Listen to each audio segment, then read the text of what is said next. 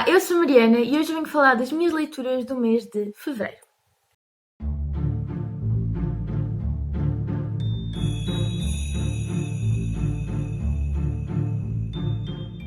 É verdade, outro mês já passou e eu estou aqui a pensar: oh meu Deus, isto está a ser tudo demasiado rápido.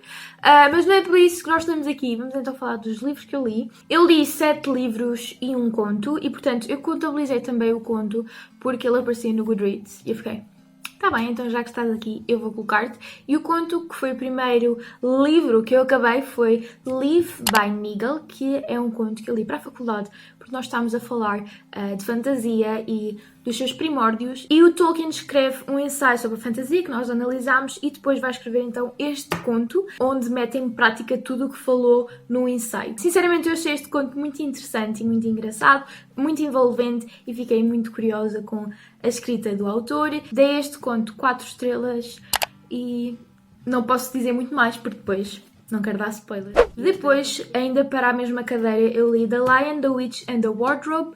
Eu li este livro no Kindle. Onde é que ele está? O Kindle está a carregar, portanto não vos posso mostrar, mas eu li no Kindle / ouvi o audiobook, portanto ia ouvindo e lendo, ou ia só ouvindo, ou ia só lendo, e portanto eu acabei esse livro muito rapidamente. É muito rápido de ler, são livros assim mesmo curtinhos, e foi muito giro, gostei imenso de finalmente conhecer este livro. Tem uma mística enorme e isso é muito interessante. E aconselho, se vocês estão curiosos, eu acho que fazem bem em experimentar, porque é sem dúvida um dos primeiros livros de fantasia. É um dos livros base da fantasia que nós conhecemos hoje em dia. É um livro que foi inspiração de imensos livros que nós já lemos de fantasia. Depois, também para a mesma cadeira, eu li 1984, eu já queria ler este livro há imenso tempo e então eu fiquei muito feliz quando vi que este livro estava no programa, porque assim era uma espécie de desculpa para eu o ler. E a verdade é que esta leitura demorou imenso tempo. Eu não sei o que é que eu tenho contra os clássicos, mas eu demoro muito mais tempo a ler um clássico do que ler um livro normal, sem ser as Crónicas de Nárnia, isso eu li muito rápido. Em 1984 eu demorei imenso tempo a ler e eu acho que também tem a ver com a carga que este livro transporta e também com a própria linguagem. Não é assim tão fácil e então acho que é muito mais demorada. Eu gostei bastante deste livro, acabei por lhe dar 4 estrelas. Falta um bocadinho para ser as 5 e eu percebi qual é que era o objetivo do autor a escrever este livro, percebi porque este tom, mas não sei, existiam partes em que eu não me conseguia relacionar com os personagens, não me conseguia sentir connected to them, eu não conseguia sentir-me conectada com os personagens. Eu acho que isso também é um bocado normal, porque ele cria este mundo distópico onde existe assim a unidade, a separação, não existem relações amorosas deste género e portanto eu também entendo porque é que ele tentou distanciar as personagens do leitor.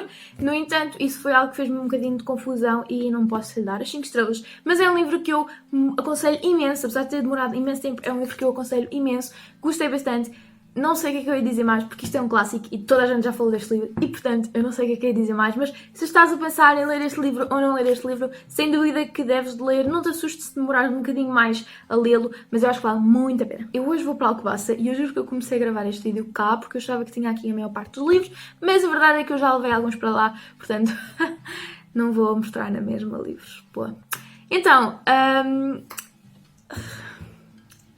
de seguida eu acabei O Apelo Selvagem, eu fiz todo um vídeo sobre este livro e sobre o filme, vou deixar o link somewhere e também na caixa de descrição, se me lembrar. E, portanto, gostei muito desta leitura, foi sem dúvida uma surpresa. O livro está em Alcobaça, portanto não tenho aqui para mostrar, isso faz-me confusão porque eu gosto de ter aqui o livrinho.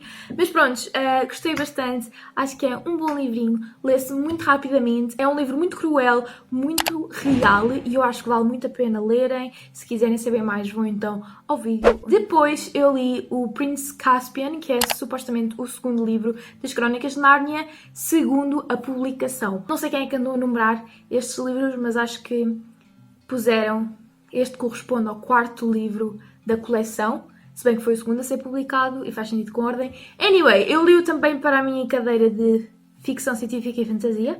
E foi um livro que também se leu muito rapidamente. A sério, aquilo é muito rápido de ler. Mas eu não gostei tanto quanto o primeiro. Achei mais maçador, não achei a história tão cativante e interessante. Existiram momentos em que eu estava tipo, eu sei que isto é pequeno, mas podiam passar algumas partes à frente. E, portanto, não fiquei totalmente cativada com este livro. Ouviu-se e leu-se bem, mas não foi nada especial. Dei 3 estrelas. And it's okay. It's okay. Depois eu li um livro que eu não vou falar muito aqui, porque eu vou lançar um desafio onde eu tinha que ler este livro e, portanto, não posso falar muito dele. Mas o livro é Eleanor Oliphant is Completely Fine e tem muita piada porque eu andei a evitar este livro porque sabem aqueles livros que vocês ouvem tanto falar que chega uma altura em que vocês pensam não, isto não deve ser para mim, já estou tão entediada de ouvir as pessoas a falar deste livro que eu nem sequer vou dar-lhe uma oportunidade, estou tão farta deste livro e nem sequer o li que longe. Prontos, este livro calhou neste desafio que eu depois vou mostrar e portanto eu tive que ler e pronto, não vou dizer mais nada porque depois vocês vão ver a minha opinião no vídeo. A seguir eu li Um Mar Sem Estrelas e guys, eu estou tão confusa quanto a este livro! Também está em Alcobaça. E basicamente isto foi tão confuso. Então, eu até vou abrir aqui o meu blog, da minha opinião, para vos conseguir transmitir mais ou menos o que é que eu sinto, porque muita coisa que eu tenho a dizer, muita coisa. Primeiramente, eu gostei imenso como a autora falou das fairy tales, foi muito interessante, mega interessante. São-nos apresentadas várias fairy tales e uma pessoa está ali super interessada a ler aquilo. E depois, outra coisa que eu adorei imenso foi a escrita da autora, é muito cativante. Eu sinto que eu estava sempre a sublinhar frases e todas as frases seriam boas para pôr, sabem, aquelas quotes em que aparecem em mochilas, que aparecem, não sei, em merch, aquelas quotes dos livros que depois companhias como a Fairy Loot e assim metem nos seus itens. Bem, eu acho que todo o livro, todas as frases do livro eram capazes de ser um quote para uma dessas merch. Anyway, eu acho que o livro, a escrita é maravilhosa, muito bela, muito encantadora, muito... Adorei a escrita. Outra coisa que eu também adorei foi a construção do ambiente. A autora criou um ambiente incrível, um ambiente assim muito interessante. O ambiente da história fez muito lembrar Strange the Dreamer. Eu até comentei com a Tita que nós estávamos a ler o livro juntas, até a uma parte, depois eu comecei a avançar e pronto. Comentei com a Tita que tinha muito uma boa construção do ambiente que em certas partes fazia lembrar Strange the Dreamer. Não sei se alguém leu Strange the Dreamer percebe. Sem dúvida que Strange the Dreamer é um bom exemplo de uma boa construção de ambiente em que o leitor está a ler algo e é transportado para este mundo e para este ambiente misterioso, fantástico. Não sei, foi uma excelente construção de ambiente, gostei imenso.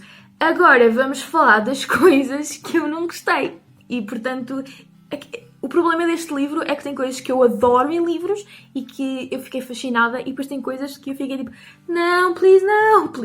Ao longo do livro estão apresentadas pequenas histórias e o leitor faz um grande esforço a tentar conjugar todas as histórias. E a única coisa que nós sabemos é que, eventualmente, todas estas pequenas histórias vão juntar-se e, no fim, vão fazer sentido. E a verdade é que eu tive imenso tempo a tentar perceber o que é que ia acontecer. Eu estava na página 400 e tal e eu não sabia o que é que estava a acontecer. Estava perdida. De tudo o que eu antes achava que era verdadeiro, agora já não tinha tanta certeza. Eu não gostei desse sentimento. Eu gosto de saber o que está a acontecer. Eu gosto de poder torcer pelos personagens. Eu gosto... Outro problema para mim foi os personagens. Eu adorei a personagem principal, que é o Zachary. Comecei o livro a adorá-lo, mas depois eu acho que não houve um bom desenvolvimento da personagem e eu deixei de querer saber dele, o que lhe acontecia. Estava tipo, ok, whatever, tchau. Portanto, acho que isso é um bocado negativo. Eu gostei muito da personagem no início, mas depois não existiu qualquer desenvolvimento da personagem e foi muito triste. As relações entre personagens são um bocadinho péssimas porque não houve qualquer desenvolvimento. Aquela pessoa conheceu aquela pessoa, já são melhores amigos. Aquela pessoa olhou para aquela pessoa, já se amam. Insta-love, quem é que não gosta de saber que o determinado livro tem Insta-love? Pronto, este livro tem Insta-love, já estão avisados. E portanto... That doesn't work for me. Eu gosto de ver a construção dos relacionamentos. Eu gosto de ver a construção das personagens. E eu sinto que este livro foi muito mais focado na construção de um mundo complexo e estranho do que focado no desenvolvimento de personagens. E isso é um bocado chato porque eu gosto de ter um bocadinho dos dois para sentir-me completamente feliz com a história. Mas não tive isso, não me senti cativada pelos personagens e por o que lhes estava a acontecer. O mundo acabou por se tornar um bocadinho caótico porque ela, estas fairy tales, tentou, de certa forma, misturar tudo. Ela criou esta história, depois foi criar esta história. Vamos juntar aqui isto tudo, vamos tentar fazer uma história com isto. E para mim isso não resultou. Eu dei 3.9. Eu pus assim tudo num Excel. Não lhe consigo dar menos porque eu adorei a escrita, o ambiente, todo o mistério e a magia. Mas não lhe consigo dar mais porque eu estive muito perdida, as personagens não me cativaram, as relações foram mal desenvolvidas e, portanto, eu não quero um livro que só me agrade pela metade, eu quero um livro que me agrade na sua totalidade e, portanto, não lhe posso dar mais do que estas estrelas. Mas no início, este livro, as primeiras 200 páginas, eu comecei a ler e pensei, este livro vai ser um dos melhores livros de 2019. Tristeza, não é? Tristeza porque não foi. O último livro que eu li em fevereiro foi Amor de Perdição. Li este livro para a minha cadeira de estudos camilianos, nesta edição mega velhinha que foi da minha mãe e que tem cheiro a livro velho. E eu partilhei isto no Instagram, mas eu não sei se vocês viram. Mas este livro tem uma coisa muito especial. Este livro tem páginas que foram passadas à frente e não estão impressas e, portanto, isto não tem a obra completa. Eu tive que ir à internet ver o que me faltava porque não está aqui. Assim que eu pus isto no Instagram, algumas pessoas aconselharam-me a colocar assim um isqueiro por trás, que era para ver se alguma letra aparecia, ou a espalhar de limão por cima, mas eu duvido que isso vá correr bem e, portanto, não fiz nada disso. E este livro também é muito velhinho, portanto nós não queríamos destruí-lo ainda mais. E o que é que eu tenho a dizer quanto a este livro? Eu tentei ir para este livro um bocadinho open-minded porque na cadeira de estudos camilianos nós temos um bocadinho da biografia do Camilo, damos também a estrutura das suas obras, dos seus romances, e há algo característico do Camilo que me irrita bastante. Que se calhar na altura funcionava, mas não funciona para mim, que é amores instantâneos. O rapazinho olha para a menina, apaixonam-se loucamente, já são amores para a vida toda e só através de um olhar.